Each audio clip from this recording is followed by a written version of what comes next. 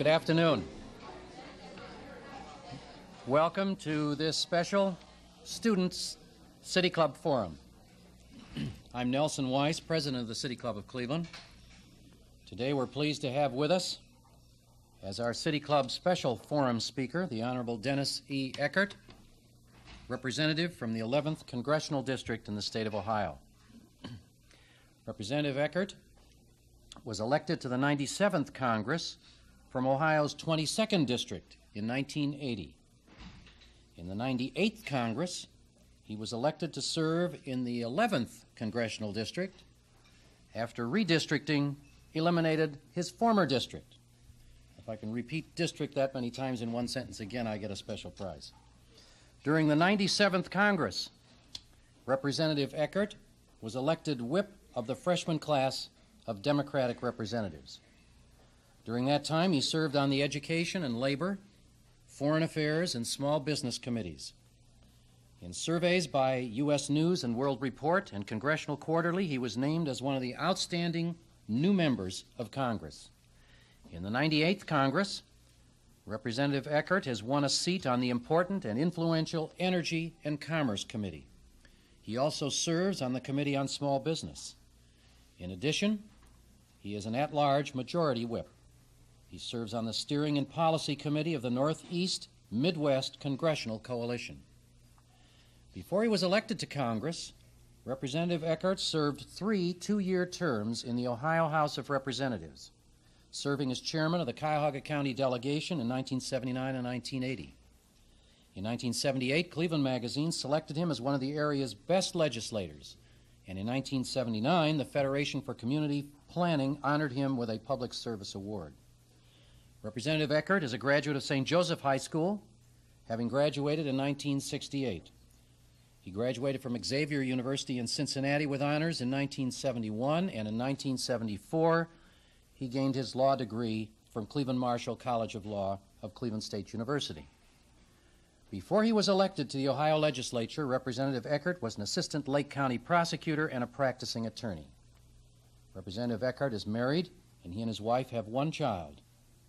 It's with great pleasure that I have this opportunity to introduce to you the Honorable Dennis E. Eckart, representative from the 11th Congressional District, who will speak to us today on the American Dream, Challenges for the 1980s.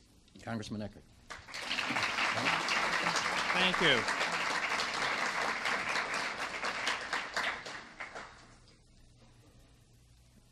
The word dream means many things to many people. For some, it is the hope and aspirations of a better tomorrow. For others, it is the recollections of past and bygone accomplishments. But for a few, it represents the only thing that differentiates between their ability to act and their inability to lead. The American dream has really undergone many fundamental changes in the past 200 years in this country. To those who founded this nation, it represented the hope of building a government based upon the consent of the governed, a dramatic and radical departure, and for many, the only reason that they left their homeland to come here. But 200 years later, the hope of a dream means something different to all of us. But it really has become a rather vague, elusive image. For in America, the so-called land of opportunity, 12 million of our brothers and sisters find themselves out of work. And in America, the land of security, we find ourselves threatened by the process of Armageddon, where we choose, through your elected representatives, to further escalate a nuclear arms race. And in a land such as ours with a representative democracy, we find the proliferation of influence by political action committees and the spending of untold sums of money to secure elections in which people like me participate. And lastly, for those of us who do have higher aspirations, we look at an educational system, a system that by its own analysis this past week was condemned with the charge of mediocrity. We must deal with these problems if our dream is truly not to be a nightmare. Unemployment, the nuclear arms race, our educational failures, and a sense of ethics in government are the single most important issues from my perspective that threaten the fundamental basis on which this country operates. I personally disagree with the policies emanating from this administration in Washington because I think that government must have a role in putting people back to work. The size of government is not the issue, but the efficiency of government is. And as one who represents an area in which we have almost 20% unemployment, let me tell you that there is not a person that I have not met in my town hall meetings, a letter I have not opened, or a phone call that I have not received that is not touched by the horror of unemployment. I'm sure some of you have seen it in your families too.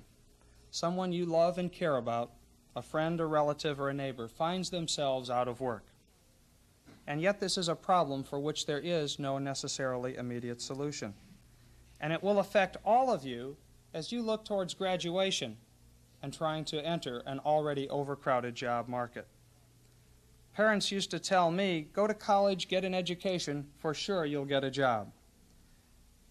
A college degree used to be a guarantee of a good job, a better opportunity.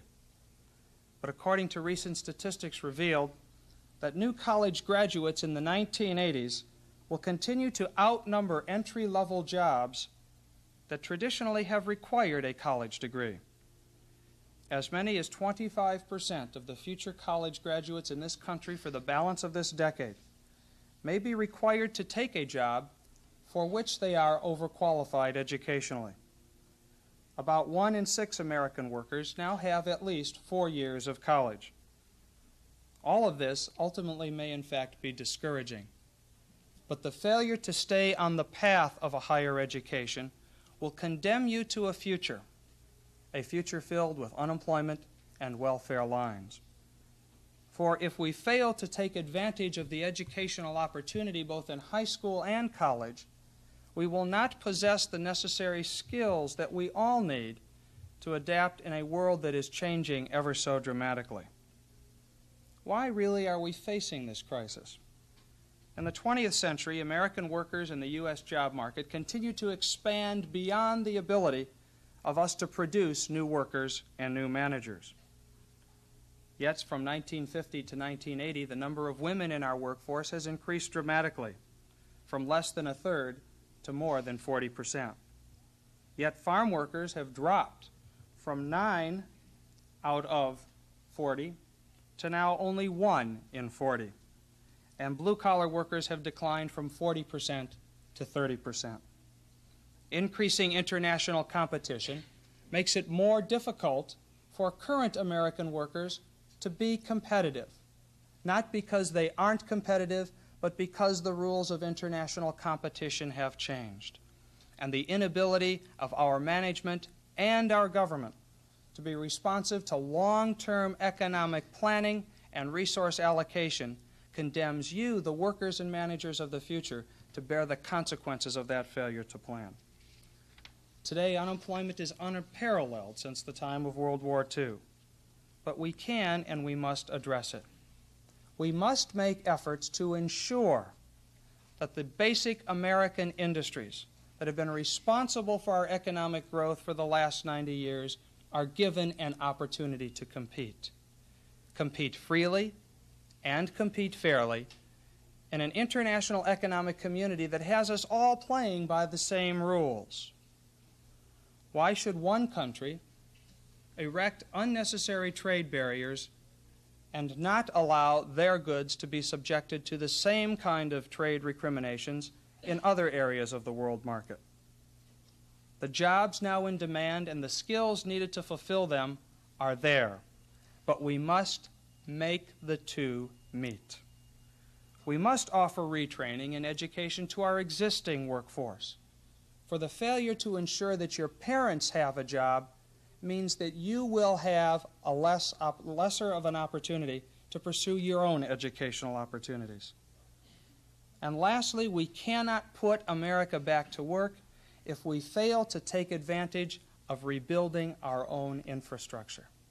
There is not a plant, there is not a factory, there is not a school that does not need proper utilities, roads, bridges, highways, sewers, and the necessary tools to bring the workers and the managers to those plants.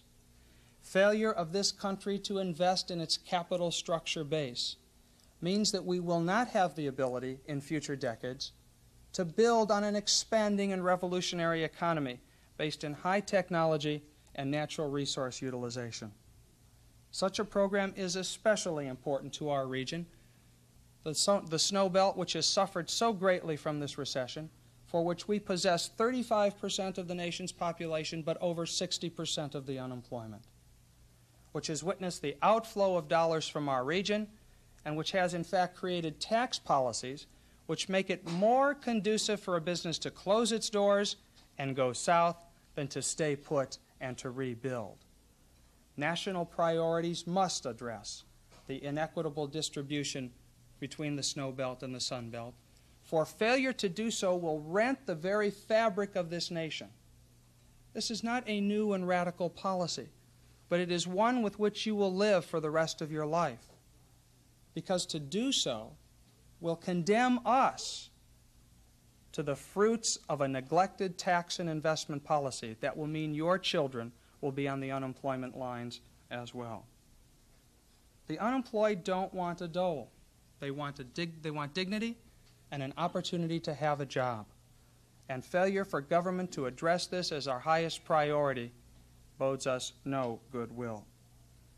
But another issue that I mentioned to you, and it involves us all, is the integrity of our political process.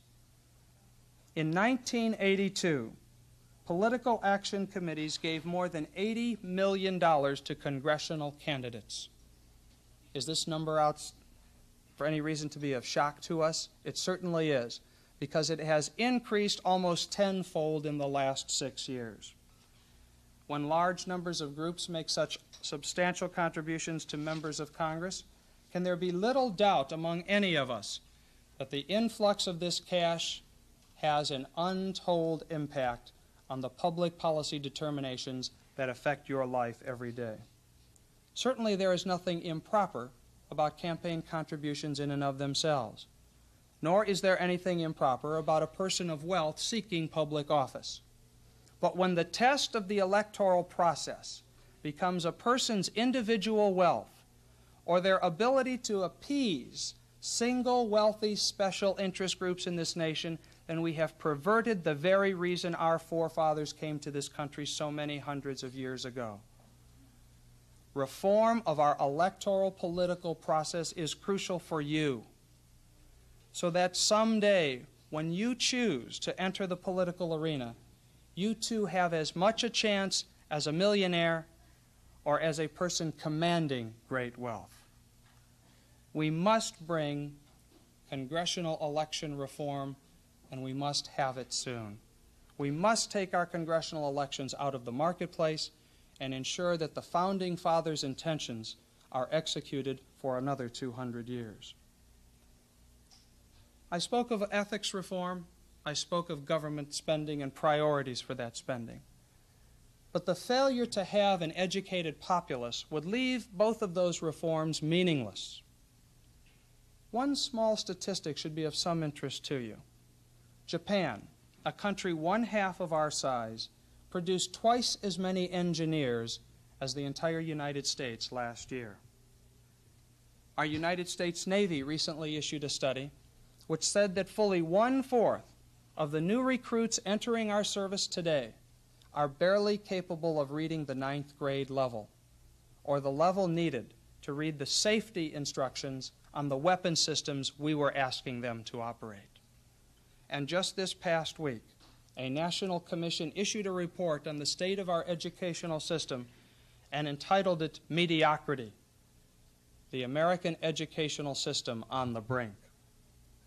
Our failure to invest not only in the capital infrastructure of this country and in the ethics infrastructure of this country, but not in the human element, the people of this country, will make it impossible for us to exercise our best hopes and our bright dreams. Someone told me that, Dennis, the cost of education is so expensive, but it pales when compared with the cost of ignorance. And giving to young people the tools, the skills, the profession, the vocation, if you will, to succeed, or at least to have the opportunity to succeed, is really all that those of us who are the stewards of power today really owe to you. Our failure to do that will condemn each and every single one of you to a lifetime of unemployment and welfare lines. Government owes it to you, and it owes it to the parents of you to give to you at least a basic chance to succeed. I spoke about the future in three contexts, but nothing more radically, dramatically, or permanently affects our future than the threat of a nuclear war. Today, the United States and the Soviet Union, each possessing 50,000 nuclear warheads, have the ability to kill each other 8 or 10 times. It all seems rather meaningless when you realize that you can die but once. Yet, over the next decade, we propose to build an additional 20,000 nuclear warheads, designed, in the words of one, to give us our national security. Now, there is a great debate going on in Washington today, a debate that I submit to you, you will live with for the rest of your life. If we fail to come to grips with the hair-trigger reality that takes us to the brink of Armageddon, then we are going to live with the consequences of that. For man has never invented a weapon system that they have not used, and there is no return. The weapons programs, if not stopped in the next decade, will only pull the nuclear tripwire even tighter. Counterforce, Star Wars, Buck Rogers nuclear war technologies only further take us to that precipice, a precipice from which it becomes more and more difficult to step back. Not only is it critical in the negotiations between the Soviet Union and the United States, but I submit to you additionally that the nuclear genie is out of the bottle. In the late 1940s, atomic power brought to you by the American taxpayer ended one world war. In the 1950s, under President Eisenhower, we created and expanded a program called Atoms for Peace in an attempt to convert heretofore lethal technology into the beneficial uses for man. And we have made great strides in that regard. But in the 1960s and in the 1970s, the question wasn't one of would we use the bomb or could we control the bomb, but who has the bomb? Now over a dozen nations possess the ability, the technology, and the material to construct a nuclear device. And unless we get control over the technology and the manufacture of these weapon systems and stop their proliferation, we someday will wake up held hostage to some sort of international madman who does not respect the rules by which we play the game.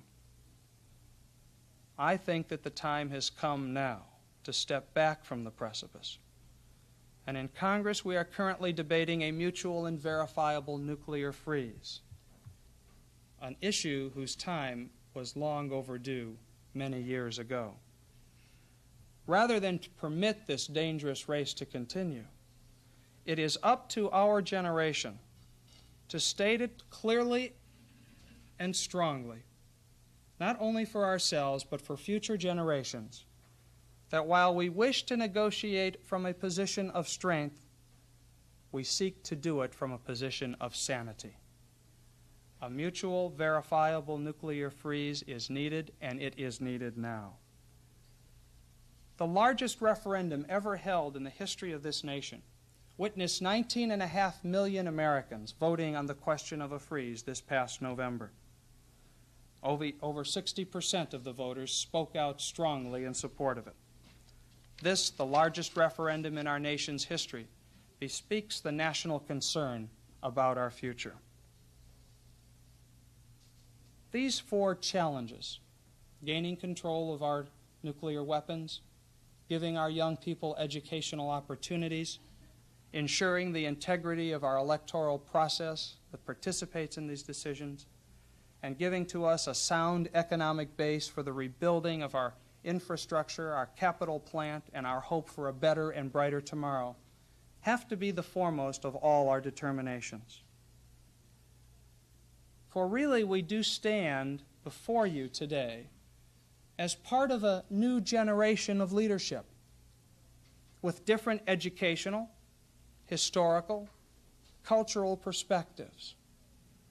A generation that perhaps more so than others stands at the brink of changing the course radically and permanently for many future generations.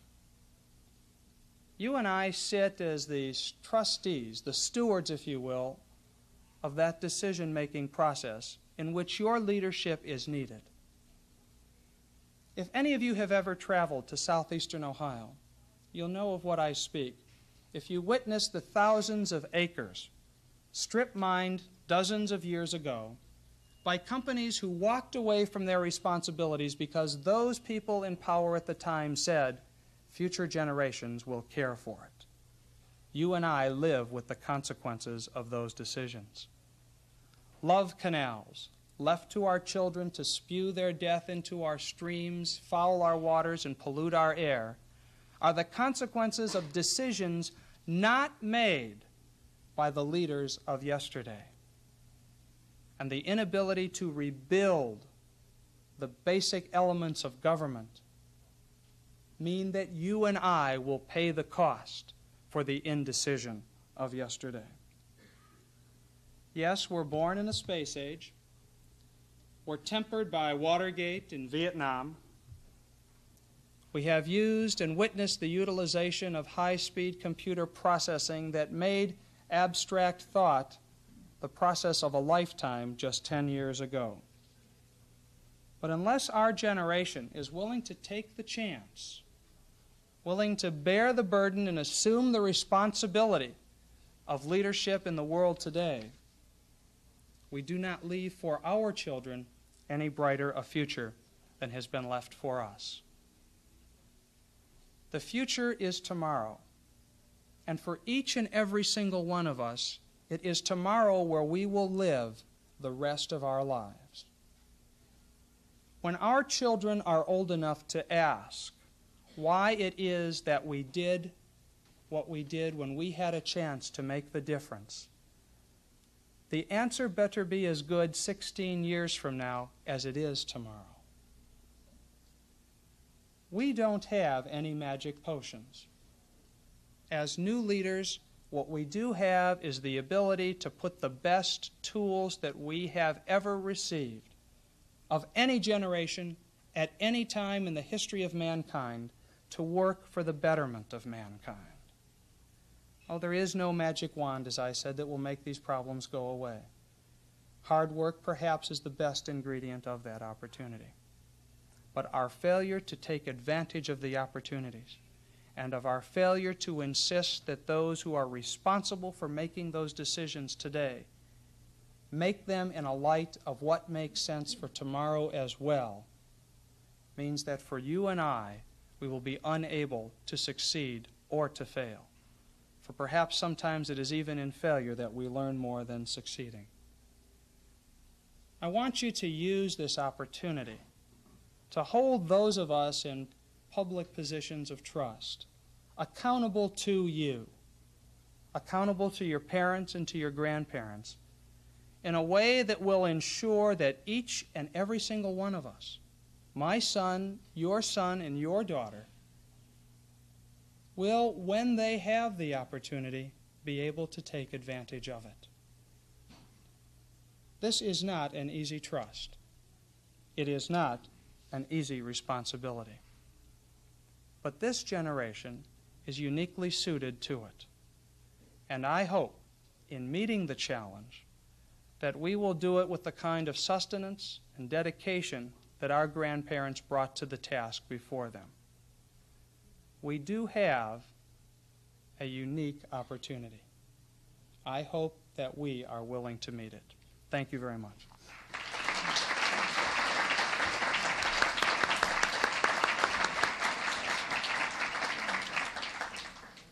Thank you, Representative Eckart. Today at the City Club, we're listening to the Honorable Dennis Eckart, representative in the 11th Congressional District, as he addresses a special student forum of the City Club of Cleveland. In just a moment, we'll turn to our traditional question period, but first, a few announcements.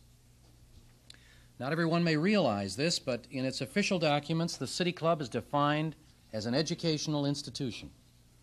Our weekly forum is the most visible thing we do, but we also have seminars, workshops, debates, conversation tables, all kinds of opportunities to consider the important issues facing our city, our state, our nation, and the world in these very exciting and challenging times. We are an educational institution. This is the main reason, of course, why we sponsor these Living Seminars programs for area high schools as we do each week, and why we're having this special student forum today. For 11 years now, we've been involved with the schools of this area. We're proud of this association. We're especially pleased that the schools are represented here today. It means a lot to us here at the City Club, as I know it does for you. And we look forward to many of you becoming members of the City Club in the years to come and joining with us, participating, and helping to shape the future of this organization in the years to come. I want to take a moment to acknowledge the presence of school board and staff persons who are here as well, and in particular, Ron Armenti, the teacher in charge since the beginning of this program. Ron is somewhere here. There he is in the back. Thank you. One final word. From the beginning of our student program, one of its strongest supporters has been a longtime member of this City Club, Paul Shapiro. Not too long ago, Mr. Shapiro died, but not before he made sure that this special forum could be held here today. In a way, this forum is both a memorial to him and is being held in his honor. Paul Shapiro was a good and faithful supporter of education for young people, and we miss him not being with us here now. Traditionally, of course, we come now to the time for our question period.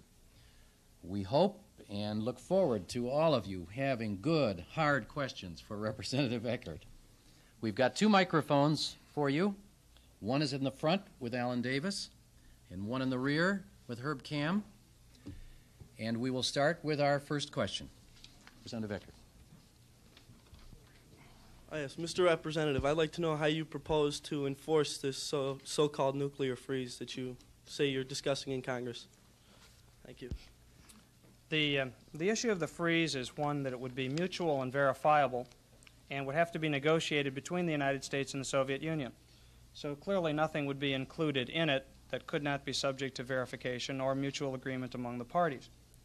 There are a couple of things that are of interest in that respect. We presently possess a tremendous intelligence gathering network. For instance, we have a new satellite that we've launched that has the capability of reading a license plate on a car parked in the Kremlin in Moscow from an altitude of 55 miles. Additionally, we have several land monitoring sites that have the ability to monitor both the ballistic activity of the Soviet Union as well as its research on 3 locations on land.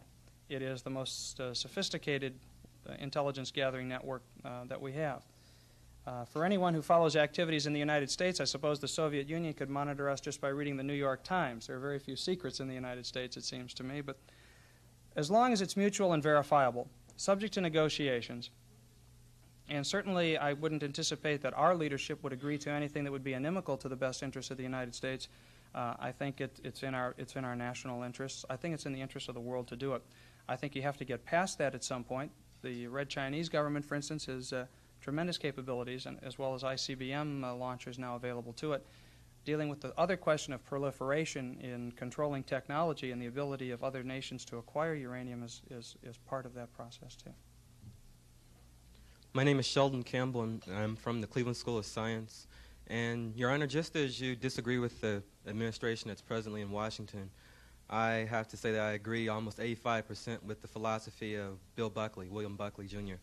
And I can't help but note that even though he addresses almost all the same issues that you do, there are some irreconcilable differences between the two. Perhaps you could tell us why we should follow your way instead of his. Because I think I'm right. Why is your way right and his not so right? I take a perspective that I think that government does have an appropriate role in life. We can argue and define narrowly the parameters of government. I happen to think that there are a number of things that we can't accomplish without the ability of government, and government participating at the grassroots level in creating those priorities and planning. There is no industry I know that's going to build our sewers, repave our bridges. There's no industry that I know of that's going to provide for a common public education. There is no ability that I know of to preserve our environment on a selective basis. Those are the kinds of things that require national priority setting. Clearly, providing for the national defense and security of our country is something that cannot ever be contracted out, although I suppose if you give the Reagan administration time, they might be willing to pass some of it on to the Bechtel Corporation. It would be my perspective that the items that I have listed, as well as guaranteeing to people that they have an opportunity. I didn't say guarantee to people success, but I said to guarantee to people an opportunity to succeed or to fail ought to be the arbiter of the parameters of government. I think we could debate a whole laundry list of specifics, but clearly within the framework that I outlined, I think government does have an appropriate role. Yes, I was wondering what the congressional feeling is about piping water from the Great Lakes to the Midwest, the Southern West, because more people have moved in and there's a shortage of water there. It may be the longest range, single most important problem we face here in the Great Lakes of the United States. There was recently a court decision, which is maybe what you're referring to, that for the first time said that water can be used as an item in interstate commerce, reversing the long-held standing water law of this country since the 1600s. It opens up to the Southwest a very real opportunity. Houston is sinking. The southwest part of the United States is going dry. And we have what they don't have, the world's largest supply of fresh water. Our ability to control that, to preserve it and to protect it, I think bodes better for the long-term economic future of our region than almost anything else that we have. Because eventually the industries of the South and the West are going to go dry. They're going to go thirsty. And they cannot function without the provision of water. If we do not retain control over it, then we really open ourselves up to some difficulties. To answer your question directly, Representative Ralph Regula from Canton, here in Ohio, is very much aware of this problem. And we have introduced legislation which says that the fresh ground and surface water supplies of the Great Lakes are the property of the people of the states of the Great Lakes and cannot be appropriated from us without our consent. What we don't need is the water moving in such a way that it will fund the economic development of one region without giving us an opportunity to benefit from it as well. I see our fresh water and our coal, incidentally, as our oil and gas, if you will, an opportunity to have an infrastructure around which we can build and be successful. Concomitant with that, however, is also preserving and protecting it, not allowing any more love canals to exist. A study recently was issued by our own government which showed that 29% of the groundwater supplies in this nation are contaminated by at least one toxic substance. It's coming from the poisons that we're pumping into our own ground, the liquid disposal of hazardous and toxic wastes, love canals, if you will, PCBs, dioxin. If we pollute that water, then there'll be nothing for us to sell. There'll be nothing for them to come home to. So it's a question of preserving and it's a question of protecting. It is our strength. We're the water belt. They can be the sun belt. They're going to have to come to us eventually. If we don't mess it up in the process, I think we have the long-term future for us. It's critical for our long-term planning. My name is Way in the Mike back. Fakelt from Benedictine High School. And this question is concerning your proposals or your comments on the nuclear arms freeze. And from what I've read in magazines and from what I've heard from people, the Soviets' arms, defensive and offensive, far outnumber the United States. And from the proposals that I've heard from Soviet Prime Minister or leader Andropov, he is proposing cuts and cutbacks, but it would still leave the Soviets with many more nuclear arms than the United States, and in some cases it would cut our nuclear arms down to zero. And I was just wondering that from the record that the Soviets have in the past, from the way they deal, that if you can really trust the way that, if they're going to hold that up, and the fact that, we won't have anything to defend ourselves in case they do, push a button. There is no responsible American leader that I know of who talks about unilateral disarmament. Let me speak to two issues that you raise. One of which is the use of statistics and numbers that attempt to elucidate this tremendous advantage that the Soviet Union has over the United States. If you are to truly, however, assess the balance of terror that exists in the world, you cannot statically compare Soviet military capability with American military capability. What you really have to focus on is the total defense capability of the NATO allies, the good guys if you want to call them that, and the Warsaw Pact nation, the bad guys if the scenario lends itself to it. And when you start to compare the total expenditures of both sides, several interesting things come home. First, all defense spending by the NATO allies has exceeded all Warsaw Pact spending for over 5 years in a row. And yes, although the Soviet Union did produce more tactical fighter aircraft than the United States did in the last 2 years, the failure to include the air forces of England, France, and West Germany would reveal that the tactical aircraft is just about on an equal basis. When you fail to account for the independent nuclear forces of Great Britain and France, yes, in certain numbers of launchers, the Soviet Union exceeds the United States. But when you add in the number of launchers and warheads of our NATO allies, you find that we have more warheads than the Soviet Union and the Warsaw Pact allies do. Static comparisons between the United States and the Soviet Union and those wonderful red and blue bar graph and charts may be accurate for what they represent, and that is production and deployment between the two nations. But the true balance of power, if you will, has to include expenditures, deployment, and implementation of defensive and offensive weapon systems by both our allies. Failure to take that into account does not give you a true view of what the real expenditure and deployment situation is. And so I think that it becomes extremely misleading and maybe even patently unfair to pursue the arms talk in that light.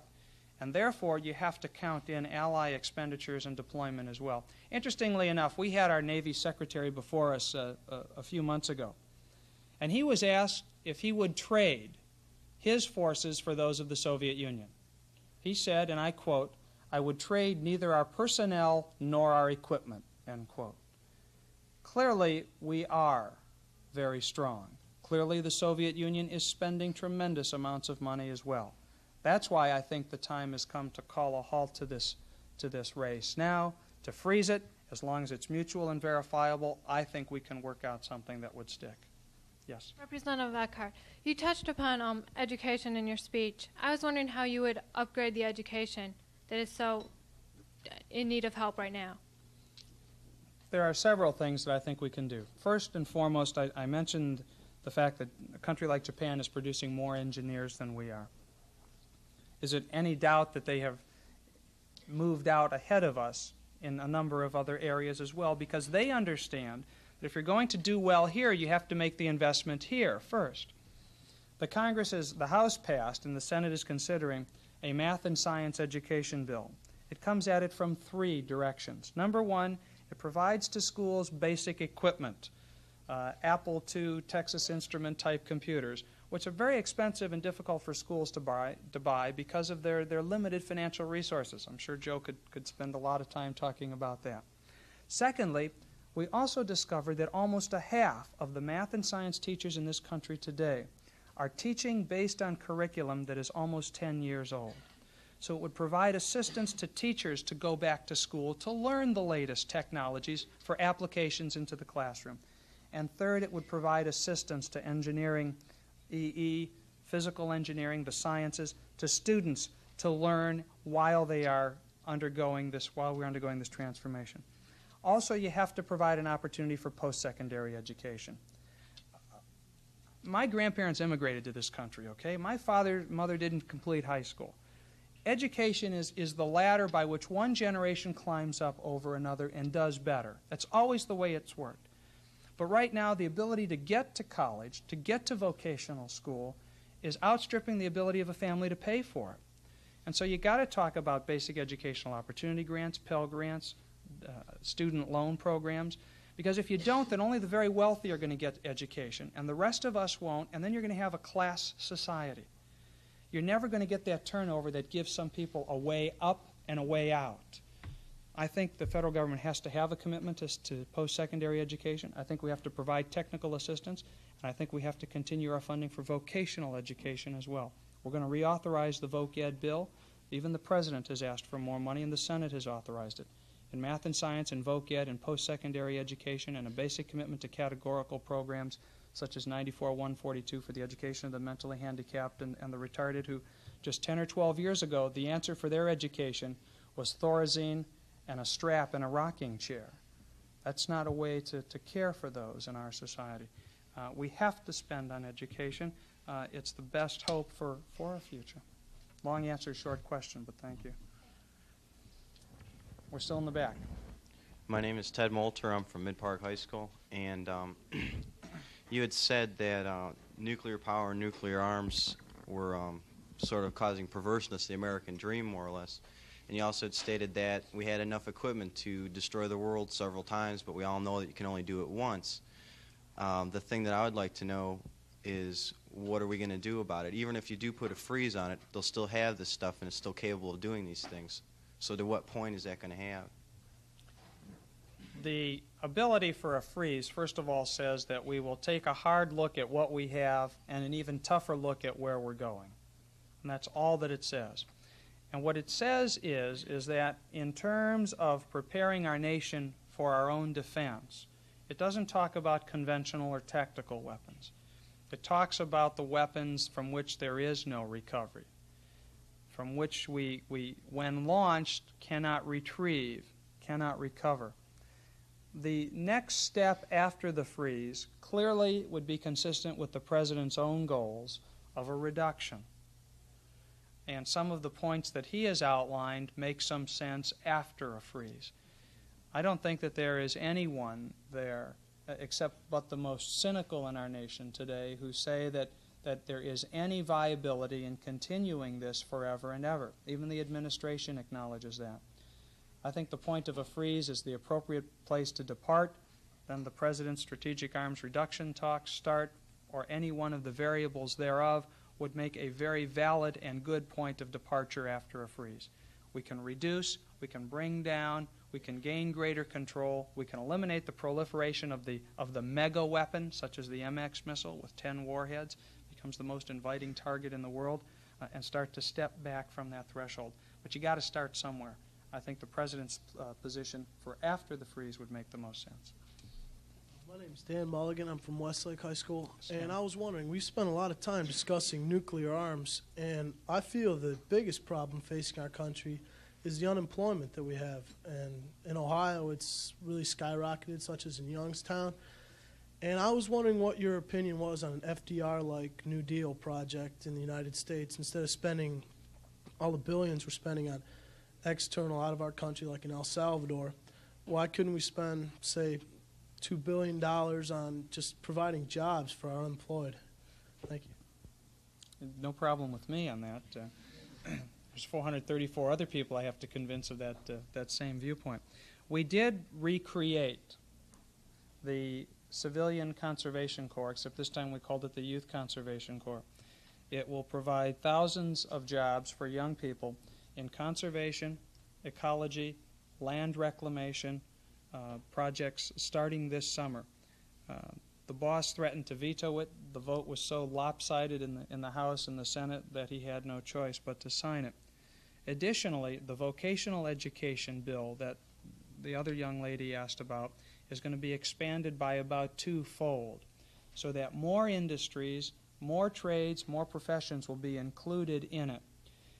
Even the Chamber of Commerce, which has traditionally opposed a number of spending programs, has, through the Voc Ed bill and the new Job Opportunity Act that just became law a month or so ago, requested funding at the level of $3.8 to $4 billion. The administration has only asked for $1 billion, so they're pretty much off to the side in terms of spending.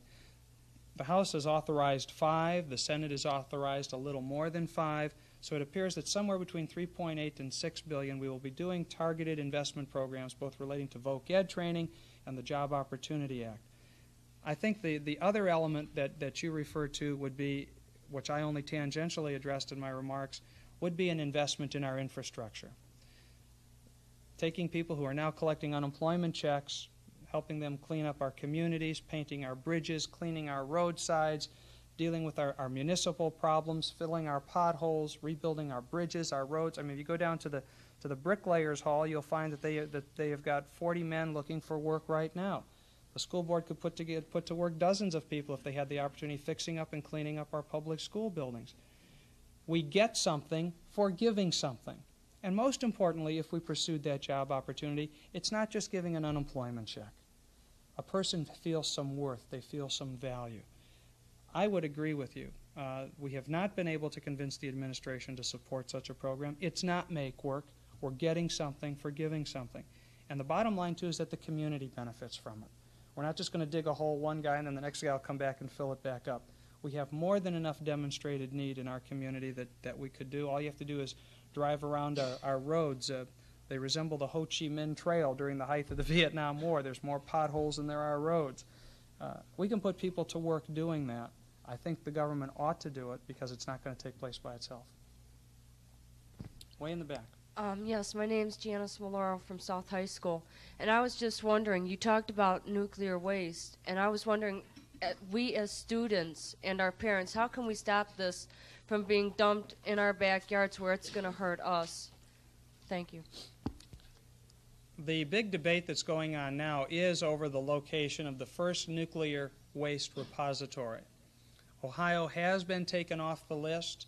They are focusing at 3 locations, one in Louisiana, and the other 2 are out west. I'm not sure exactly where the other 2 are. But I think you hit on one of the other points about the fresh water. Storing that waste here with one leak could spoil us forever from being able to utilize our freshwater resources. Well, that's one of the most disappointing things about this administration, if I may use this platform to speak to it. Our energy budget in 1985, 2/3 of which will be spent on nuclear power. Coal research has been cut from over 20% to less than 8%. One of our strongest natural assets here in the state is our coal. We have more coal than Saudi Arabia has oil.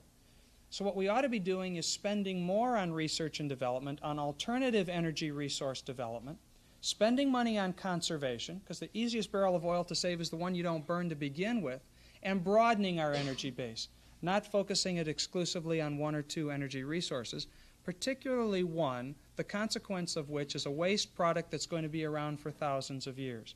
We ought to broaden our energy base. We ought to be investing in our future so we can burn our coal cleanly and safely. I can't believe that a country that made the financial commitment to go to the moon can't make a similar commitment to learn how to burn our coal safely and cleanly.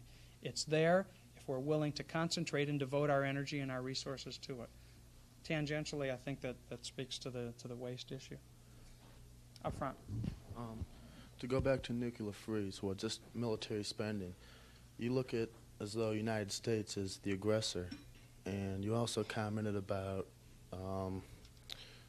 national security. I think it's not national security, but the world security. Without us, there would be no world.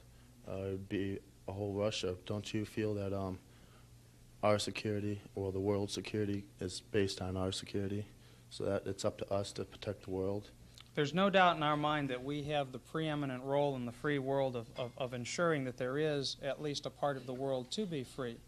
And clearly we have a unique opportunity and responsibility to that. There's an important element that ought not to be forgotten, though, and that is that you, the American taxpayer, are bearing the burden of that. Let's explore this for just 1 second. Currently, we spend about 7% of our nation's gross national product on national defense. Japan spends less than 1% of their GNP on defense, and their GNP is rapidly growing almost as large as ours. West Germany spends less than 3%. A number of our other NATO allies spend less than 3%. What does that mean? That means for the 6% less on GNP expenditure that Japan spends, what are they spending it on? They're spending it on research and development to export products that import unemployment into the United States. Yet who protects Japan's supply lines? The United States Navy. Who secures the integrity of Japan's coastlines? The United States Navy. Who in effect extends that umbrella of protection to Japan, West Germany, Great Britain, and France? The major superpower, the United States.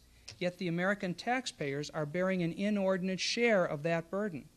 All we are asking them to do is to help us pay the cost of that so that we can put some more of our GNP dedicated towards research and development and modernizing our industries.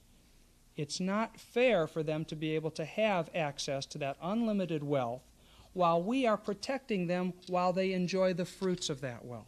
All we're asking for them to do is to pay a fair share. We understand our preeminent role. It is an obligation that is ours as a result of World War II. No one talks about backing away from it. What we are talking about is a reasonable and responsible sharing of that role and the costs thereof. That is just as important. You can't have a first-rate military with a third-rate economy. And 12% unemployment and millions of Americans out of work are destined to give us a third-rate economy. Yes. Yes, my name is Willie Harris. I attend East Tech. My question is about education. Okay, 2 weeks ago, the senator from Virginia had a presentation at the City Club. He was talking about the educational system between us and the Soviets. What is your comments on this theory that the Soviets are well advanced than we are? The Soviet Union is doing a great deal more on basic research and applied research than the United States is. That's part of the point that I was making. They recognize that for their strength militarily is dependent upon their ability to outthink, outproduce, out-research, as well as outfight us. And failure to include those other components in that equation ultimately will leave us crippled down the road. I think, our commitment to higher education, as well as to make sure that when you get ready for higher education, you have the basic skills from the local level to accept the opportunity that higher education gives you, has to be a national priority. The point of the senator is well taken.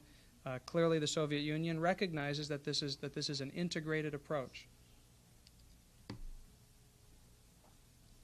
I think you get to be the last question. Okay. Representative Eckart, you speak of the need for reform in education as far as unemployment goes. All that's going to take some resource, and that resource is going to be money.